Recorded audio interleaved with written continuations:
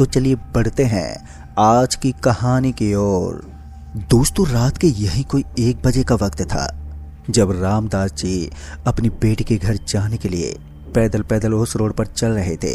वो क्या था कि उनकी बेटी का गांव मेन रोड से 3 किलोमीटर दूर था, जिस वजह से गांव वालों को मेन सड़क से गांव का वो 3 किलोमीटर का रास्ता पैदल ही तय करना पड़ता था। दिन में तो गाड़ी सवारी मिल जाती थी, पर रात के वक्त सन्नाटा इस कदर पसर जाता मानो ये कोई रास्ता नहीं बल्कि शमशान की जगह है। अभी रामदास जी गांव की ओर ही बढ़ रहे थे कि तभी एक महिला चीखते चिल्लाते बोली, मेरा बच्चा दे दो, छोड़ दो उसे, कहाँ है मेरा बच्चा। और जब रामदास जी ने अपनी गर्दन घुमाकर देखा तो उनकी सांसें थमी की थमी रह गईं। दरअसल वो महिला बहुत ही ज्यादा डरावनी दिख रही थी। उसके बाल पूरी तरह से सफेद और बिखरे हुए थे। रामदास जी उस औरत को देखते ही जम से गए और बुरी तरह से कपकपाने लगे। इससे पहले रामदास जी अपनी जगह से हिल पाते कि वो औरत फिर से बोली, मेरा बच्चा कहाँ पर है। पर इस बार भी जब रामदास जी ने कोई जवाब नहीं दिया तो वो औरत गुस्से में आ गई और उसकी आंखें खून से लाल हो गईं। रामदास जी ये देखकर घबरा गए कि कहीं ये औरत मुझे गुस्से में आकर कुछ कर ना दे, जिस वजह से रामदास जी के शरीर में बची कुची जान भी अब निकलने को हो गई थी। पर अच्छी बात तो ये थी कि वो औरत जैसे रामदास जी पर हमला करने वाली थी कि तभी एक ट्रक बड़ी रफ्तार से आया और उस औरत को उड़ाते हुए अपने साथ ले गया।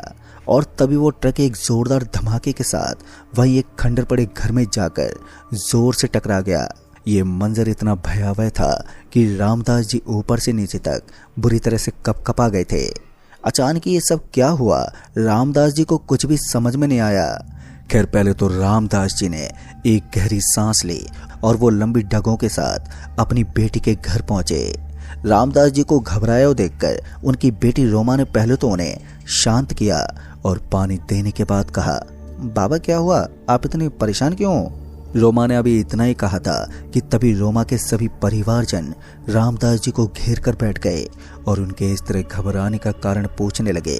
तभी रामदास जी ने अपनी कांपती हुई जुबान से वो सारी बातें बताईं जो कि उनके साथ कुछ देर पहले उस सुनसान सड़क पर हुई थी। रामदास जी की बातें इतनी भयावह थी कि सुनकर घर में मौजूद सभी बच्चे सकपका गए। खैर, तभी रोमा के ससुर, जिनका नाम मनसुख लाल था, जो यहीं कोई 85 साल के थे, पहले तो उन्होंने रामदास जी को शांत किया और बच्चों को घर में जाकर सोने को कहा। तभी मनसुख जी ने अपनी बहू रोमा को रामदास जी को खाना परोसने को बोल दिया और खाना खाने के बाद मनसुख जी ने रामदास जी को आराम करने को कहा। रात काफी हो गई थी, पर रामदास जी के मन में अभी भी बिस्तर पर लेटे हुए वही घटनाएं बार बार उमड़कर उन्हें बेचैन कर रही थी। रामदास जी बार बार इधर से उधर करवटें बदल रहे थे। उस हादसे की वजह से उनकी नींद उड़ चुकी थी, लिहाजा रामदास जी की वो रात जागते हुए ही कटी। और फिर जब सुबह हुई तो मनसुख जी ने रामदास जी को अपने साथ बाहर चलने को कहा। दोनों जने बातें करते हुए आगे की तरफ बढ़ रहे थे कि तभी रामदास जी ने पूछ ही लिया, अरे समधी जी, क्या ऐसा पहले यहाँ किसी और के भी साथ हुआ है। पहले तो रामदास जी की बात मनसुख जी ने अनसुनी कर दी, लेकिन जब फिर रामदास जी ने जोर डाला तो तब जाकर मनसुख जी का मुंह खुला और फिर जो उन्होंने आगे बताया वो सुनकर तो रामदास जी पूरी तरह से टूट से गए। दरअसल मनसुख जी ने बताया कि आज से 40 साल पहले मैं यहीं पास के एक अस्पताल में चौकीदार के काम पर लगा हुआ था, जब हमारे गांव की एक महिला देर रात अपने बच्चे को तड़पती हालत में अस्पताल लेकर आई थी। उसका नाम कुंती था।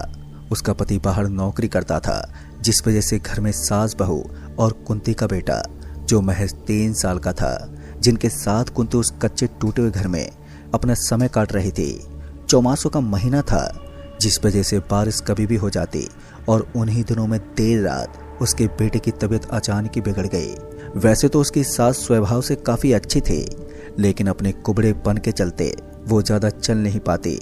लिहाजा कुंती अकेले ही टूटे छाते के साथ अपने बीमार बच्चे को लेकर उस बरसती रात में अस्पताल की ओर चल पड़ी। उस बरसती रात में कुंती अपने बीमार बच्चे की तरफ देख लेती और उस कष्ट भरी रात में चली जा रही थी। उस टूटे हुए छाते से वो अपने बच्चे को ढके हुए थी और खुद भीगते हुए बुरे पलों से जूझ रही थी। जैसे ही बच्चे पर पानी गिरता तो वो अपने आंचल से पोंछती और फिर से आंचल में समेट लेती। मगर उसे क्या मालूम था कि अस्पताल तक के इस सफर में उसके सामने बहुत ही बड़ी मुसीबत खड़ी हो जाएगी, जिसकी वजह से उसका बच्चा उसे हाथ से गंवाना पड़ा था। खैर कुंती उस मुसीबत से अनजान अपने रास्ते पर बढ़ती रही, पर उस रात बारिश ने बरसना बंद नहीं किया। लेकिन कुंती ने भी हार नहीं मानी। कुंती अभी अपने बच्चे को गोद में लिए आगे ही बढ़ रही थी कि तभी फिसलनदार रास्ता होने की वजह से उसका पांव फिसल गया और उसका जो बच्चा था वो उसके हाथों से छूटकर रास्ते के किनारे जो खाई थी उसमें जा गिरा। बच्चे को खाई में गिरता देख कुंती का कलेजा फट गया। उसकी रूह ऐसे कपकपा गई मानो उसकी जान ही निकल गई हो। आखिर वो कुंती का कलेजा जो था, पर बात तो ये थी कि जब बच्चा नीचे गिरा था तब कुंती को बच्चे की चीख सुनाई तो दी थी, पर उस चीख के बाद फिर दोबारा कोई ना तो रोने की आवाज आई और ना ही चीखने की। मगर कुंती एकदम से तड़पते उठी और अपने बच्चे को आवाज देते हुए पुकारने लगी, बाबू बाबू कहाँ है तू? ये कहते हुए वो उस खाई की ओर बढ़ी। कुंती के लगातार आवाज देने के बाद भी जब उसे कोई आवाज नहीं आई तो कुंती घबरा गई कि कहीं उसका बाबू मर तो नहीं गया। ये सोचते हुए वो अपने बाबू को ढूंढ रही थी कि तभी बड़ी सी घास पर उसकी नजर गई जहां पर उसका बाबू पड़ा हुआ था। वो झट से अपने बाबू के पास गई और उसे गोद में उठा लिया। कुंती तुरंत ही रास्ते पर आ गई और अपने टूटे हुए छाते से ढक लिया। तभी उसने एक गहरी शांति भरी सांस ली और अपने बाबू को टटोलते हुए देखा तो उसने देखा कि उसका बच्चा अभी भी सांस ले रहा है, पर वो आंखें नहीं खोल रहा था। बच्चे की बिगड़ती हुई हालत को देखते हुए कुंती ने सही से बच्चे को छुपा लिया और लंबी लंबी डग धरते हुए वो अस्पताल पहुंची। डॉक्टर ने तुरंत ही बच्चे को एडमिट किया और अंदर ले गए और कुंती वहीं एक बेंच पर बैठी इंतजार करने लगी। अभी 10 से 15 मिनट ही हुए होंगे कि तभी अंदर से चीखने चिल्लाने की आवाज सुनाई दी। उस आवाज को सुनते ही कुंती तुरंत ही अंदर गई और जब उसने सामने देखा तो उसके तो होश ही उड़ गए। दरअसल उसने देखा कि जो डॉक्टर था वो दीवार से चिपका हुआ है और जो नर्स थी वो जख्मी हालत में नीचे पड़ी हुई है। बच्चे के बेड और फर्श पर खून ही खून पड़ा है, पर जब उसने बच्चे को देखा तो उसे राहत मिली क्योंकि उसका बच्चा पूरी तरह से नॉर्मल था।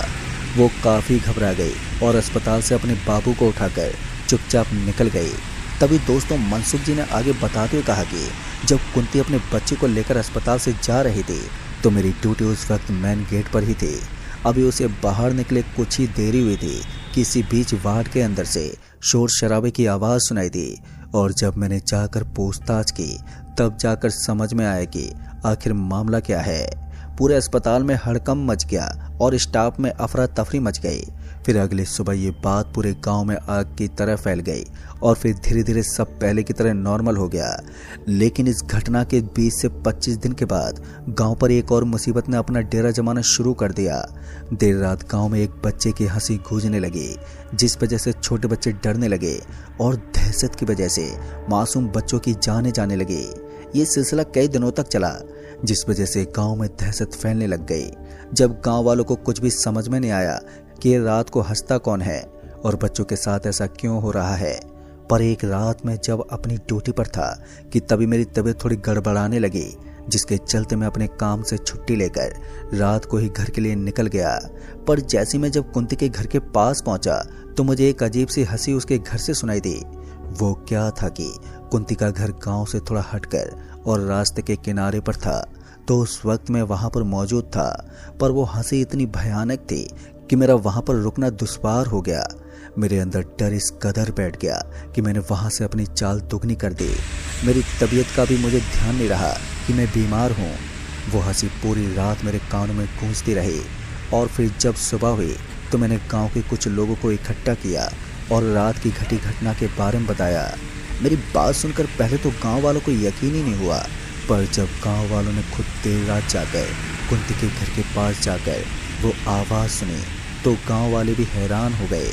तभी गांव वालों ने एक योजना बनाई और जैसे ही सुबह हुई तो सभी ने मिलकर कुंती से उसका बच्चा छीन लिया। कुंती बेचारी रोती गिड़गिड़ाती रही, पर किसी ने भी उसकी एक ना सुनी। गांव वाले जंगल की ओर तेज तेज कदमों के साथ झुंड में उस बच्चे को लेकर चले जा रहे थे और कुंती भी बोलते जा रही थी कि मुझे मेरे बाबू को दे दो, छोड़ दो मेरे बाबू को। कहाँ लेकर जा रहे हो मेरे बाबू को? अभी गांव वाले रोड क्रॉस ही कर रहे थे कि तभी पीछे से आते हुए एक ट्रक ने कुंती को जोरदार टक्कर मार दी। टक्कर इतनी जोर की थी कि कुंती का सर फट गया और मौके पर ही उसने दम तोड़ दिया। पर गांव वालों ने कुंती की बिल्कुल भी परवाह नहीं की और उसके बच्चे को जंगल में ले जाकर जिंदा ही दफन कर दिया। उधर कुंती की लाश को एक्सीडेंट करार कर हॉस्पिटल भेज दिया गया और गांव में अब वो आवाजें भी आनी बंद हो गई थी जो पहले हंसी की आवाजें आती थी। और अब किसी भी बच्चे को कोई नुकसान भी नहीं हुआ। लेकिन दोस्तों, कुछ दिनों के बाद से फिर एक नई मुसीबत ने अपना कहर बरसाना शुरू कर दिया। दरअसल देर रात एक ट्रक ड्राइवर की लाश बहुत ही बुरी हालत में मिली और ट्रक की भी हालत टूटी फूटी थी और तभी से देर रात राहगीरों का गुजरना दुश्वार होने लगा। दरअसल लोगों का कहना था कि सड़क पर एक महिला देर रात अपने बच्चे को पुकारती है और तभी एक भयानक ट्रक एक्सीडेंट हो जाता है, जिस वजह से लोगों में डर बैठ गया और उस सड़क से देर रात लोग गुजरने से कतराने लगे थे। और वही सीन बार बार देर रात लूप टाइम की तरह आज भी इस सड़क पर होता रहता है। फिर बाद में पता चला कि वो जो बच्चा था, उस रात कुंती जब अस्पताल जा रही थी कि उसी रात उसका बच्चा मर गया था और कुछ दिनों बाद उसके बच्चे की लाश कटी फटी हालत में मिली थी। पर वो बच्चे के रूप में कौन था, ये तो आज तक किसी को मालूम ही नहीं चला। दोस्तों, उस महिला की पूरी दर्दनाक घटना सुनाने के बाद मनसुख जी चुपचाप हो गए और फिर उसके बाद रामदास जी ने कहा, ये तो बहुत ही बुरा हुआ उस महिला के साथ, पर अच्छी बात यह है कि वो महिला किसी को भी नुकसान नहीं पहुंचाती। खैर, उस दिन के बाद से रामदास जी जब भी अपनी बेटी के घर आते हैं तो वो दिन में ही सफर करते हैं। तो दोस्तों, इस कहानी में बस इतना ही। कहानी आपको पसंद आई हो तो वीडियो को लाइक शेयर कमेंट जरूर कर दें और साथ ही अगर आप चैनल पर नए हैं तो चैनल को भी सब्सक्राइब जरूर कर दें। जल्द ही मिलूंगा ऐसी एक और खौफनाक सच्ची घटना के साथ। तब तक के लिए बाय एंड टेक केयर।